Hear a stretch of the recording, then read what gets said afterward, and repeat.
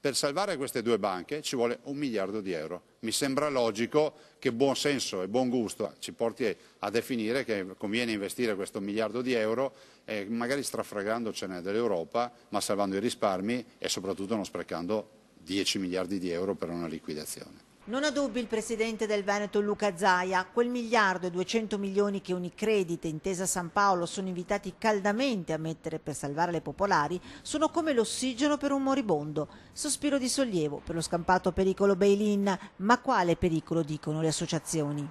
Un bail-in vuol dire azzerare gli obbligazionisti. Sono garantiti dallo Stato, quindi in questo caso era impossibile azzerarli.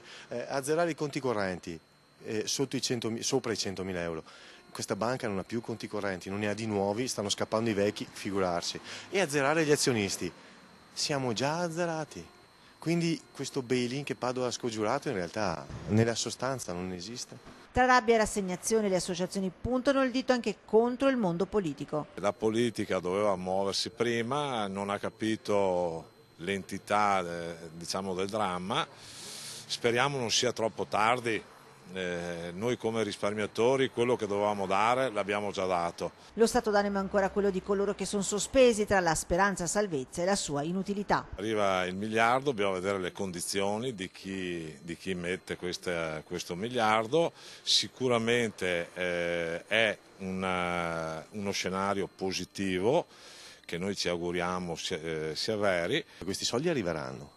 Non serviranno perché non recupereranno la fiducia con i vecchi azionisti e quindi con il territorio, quindi la raccolta di soldi di clienti questa banca continuerà a non farli e fra qualche mese ci vedremo ancora qua con un'altra emergenza soldi che lo Stato dovrà tirare fuori.